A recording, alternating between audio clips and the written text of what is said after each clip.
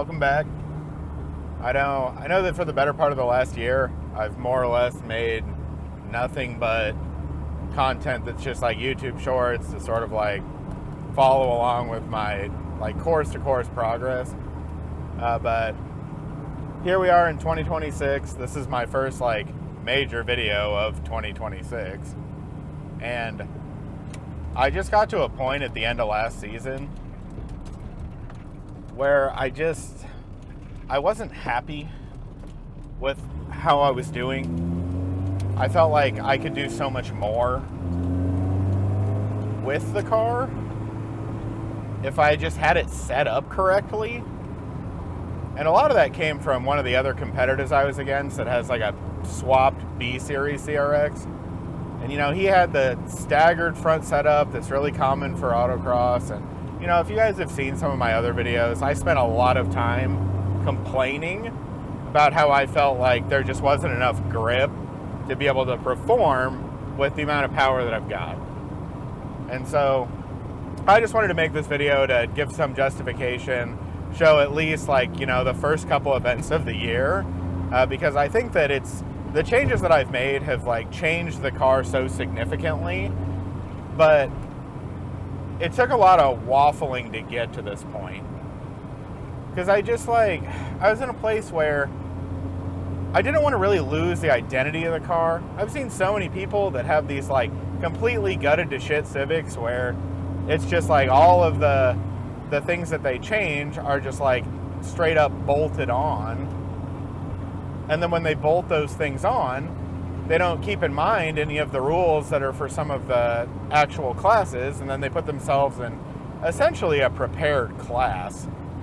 And you know, SMF, which is street modified front wheel drive, the class that I run in, you're supposed to have like seats forward, full interior, but you can change the suspension, the wheels and tires, basically however you'd like to. So I decided that I was going to try to go with the staggered front end, where I've got a bigger tire in the front. Went from a 205 to a 245, which is a pretty significant difference. And in doing so, it added a lot of grip, but basically changed the way that the car drives completely. Because now I've got all this grip and no power steering. So in doing so, I've essentially made it so that like I just have to manhandle the car around corners, and in a lot of ways that's more fun. And you know, in addition, it also makes it so that like the car is a hell of a lot faster than it was. And in order to do that, I had to, you know, do wheel spacers, extended lug nuts. I had to put fenders on, and I decided to make my own fenders because, man, the options are limited for the CRX. There were some that were like, you know, ABS or like some fiberglass mat that like it's 3D printed, and then you have to like mat it together yourself. The ones that were imported from Japan, I wasn't sure if they were gonna fit. They were like $850 for a pair of fenders, plus $400 to ship it on the boat. And quite frankly, that's a lot of money for something that I don't know if it's gonna fit. So I was like, you know what? In the spirit of the car, I'm gonna try to make them out of steel. There was a guy on YouTube. He's I wish I could remember his name. He's a German guy, does a lot of E36 stuff.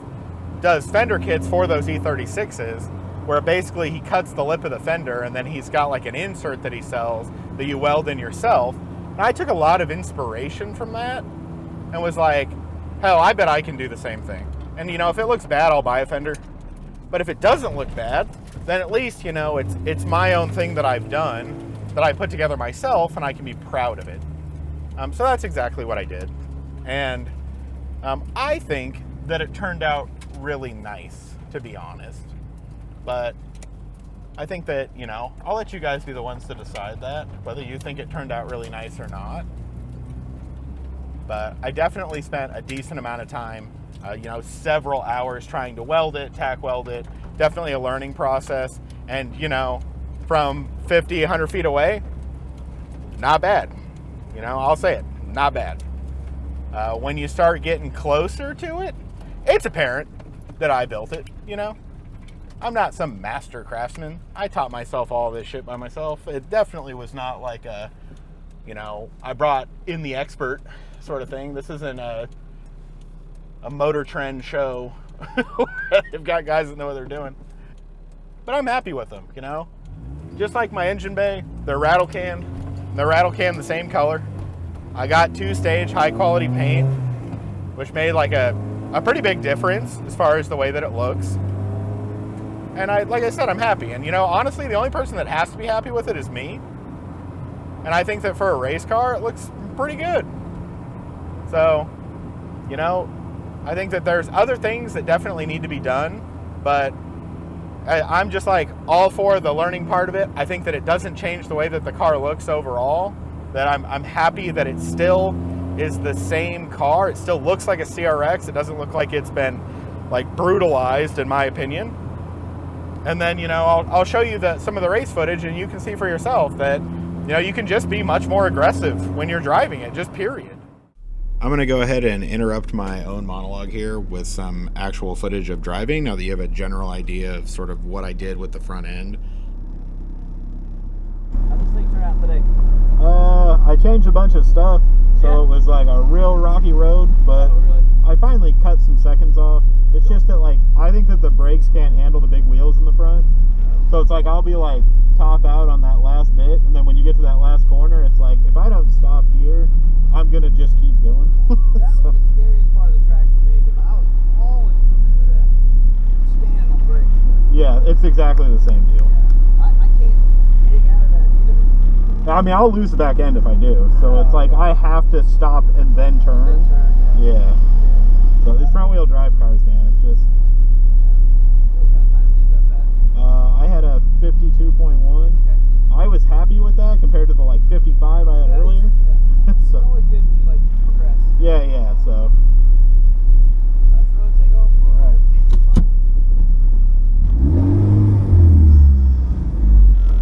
I'm watching them. Thanks, man. Yeah.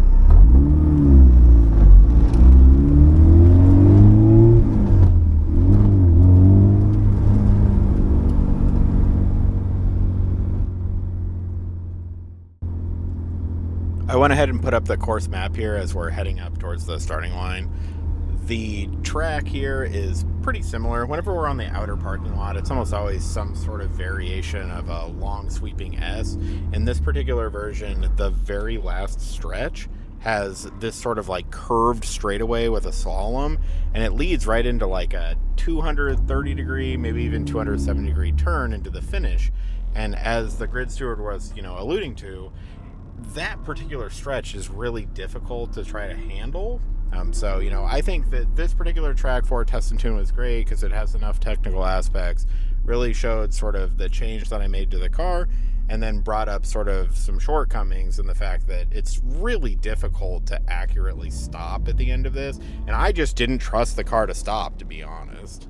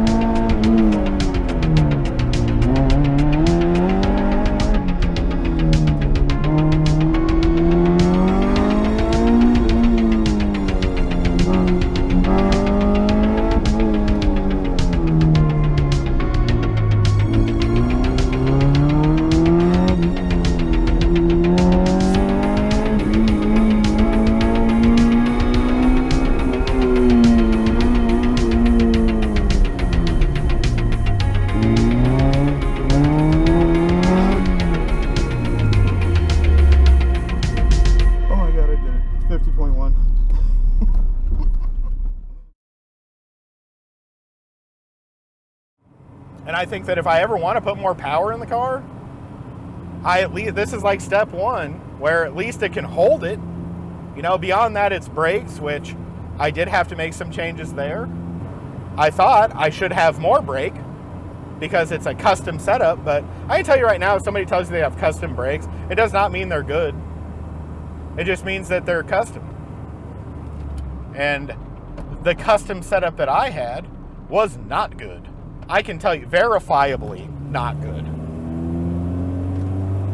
I did it in such a way where I had like an Accord proportioning valve, I had a booster from a CRX, a master cylinder from a sedan, Integra brakes in the rear, and Willwood calipers in the front. And I can tell you right now that none of those things play along with one another.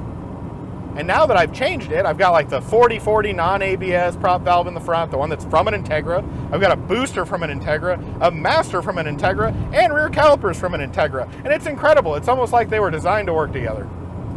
Not to mention that when it comes to the Integra Master, the actual cylinder size is like more comparable to what Willwood wants in the first place. So before, I would step on the brakes and I'd get like 3/4 of the way down to the bottom. And at the 3/4 of the way down to the bottom, it would finally start to brake. And it had this like gangsta lean where it would brake in the back and then not in the front. And you'd have to like really stand on it to get the fronts to lock. And so, you know, I changed some of the preload that was on there too when I put the master or the booster on, so that it like didn't have to move an inch before it hit the freaking master in the first place. And it's crazy, the difference, like absolutely crazy. You know, I have so much more confidence now that I can actually stop the freaking car around a corner. And then in addition to that, it's like stepping on a cinder block instead of stepping on Jello.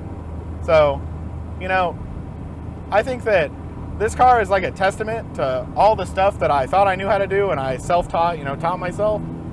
And boy, all I've learned over this time is that like, just because you did it once doesn't mean you did it right the first time. So yeah, it's really nice to sort of chat face to face, given that most of my other videos haven't really been like that. And I hope you guys enjoy what's to come. I just wanted to go ahead and end off the video with some more driving footage from the points event number 1, which is at Music City Raceway in Goodlettsville. This is my favorite venue that Tennessee goes to, just because it's a really bizarre parking lot, has a lot of off-camber sort of stuff. They tend to do really long, fast slaloms. This is the first event that I'm doing with the new brake setup, so there was definitely some growing pains trying to figure out how to deal with such a hard brake pedal, you know, to try to figure out how much stopping power I actually had, as well as how to handle around corners with the new setup. I also think that this particular event was a lot of fun because I was racing against a friend of mine who was driving a Del Sol. His particular car has at least 100 horsepower less than mine. However, he's a much better driver than I am. So because of that, it just made it so that there was this challenge of trying to beat him, even though I know that he can drive better than me. Overall, I had a really good time while I was out there. And I look forward to going to more events.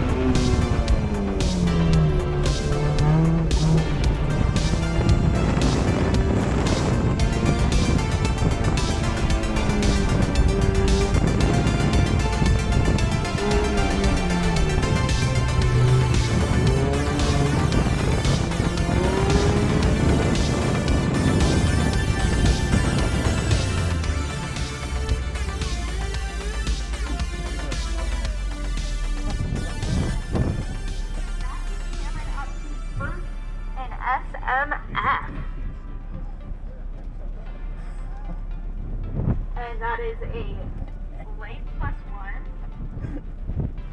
No. No.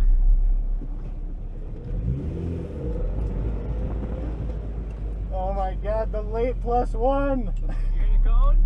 They said that's a late +1, so you win, I'm pretty sure. Oh shit, man. I thought you had it. I thought I had it too. Well, that's a good run either way, man. Yeah, yeah.